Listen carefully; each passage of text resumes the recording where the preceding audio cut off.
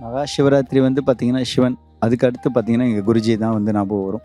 அவர் வந்து இந்த நிறுவனத்த நிறுவறதுக்கு பல கஷ்டங்கள் பட்டு இந்த இடத்த நிறுவியிருக்காரு. இது வந்து வெறுமனே இருக்கிறருந்து நான் இங்க வந்துட்டுருக்கேன். குருஜி வந்து பல ஆண்டுகளா எனக்கு பழக்கம்.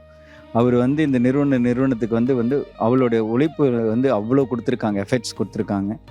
ஆ இந்த ஒவ்வொரு சிவராத்திரிக்கும் மத்த நாட்கள் பூஜைக்கும், அமாவாசை பூஜைக்கும் சரி, வியாழக்கிழமை பூஜைக்கும் சரி, அவர் நடத்துற விதங்கள் வந்து ரொம்ப அற்புதமா இருக்கும்.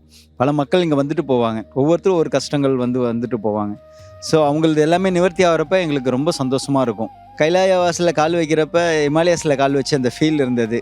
ஸோ எனக்கு வந்து நான் அந்த இடத்துக்கு முடியாது. ஆனா வந்து எனக்கு அந்த ஃபீல் வந்து இமயமலைக்கு போயிருக்கிறோமோ! அப்படிங்கிற ஒரு ஃபீல் வந்து இருந்தது. ரொம்ப நல்லா இருந்தது. இது குடுத்த ந குருஜிக்கு வந்து கோடான கோடி நன்றி சொல்லணும். அவரு வந்து இந்த அளவுக்கு எங்களுக்கெல்லாம் வந்து பண்ணிட்டுருக்காரு. இது பூர்வ ஜென்மத்தில எங்களுக்கு நாங்க அவங்களுக்கு கடன்பட்டோமோ, இல்ல எதுவும் செஞ்சோமோ தெரியல. எங்களுக்காக வந்து இந்த அளவுக்கு உழைச்சிருக்காருன்னா, அது பெரிய விஷயம் அவருக்கு.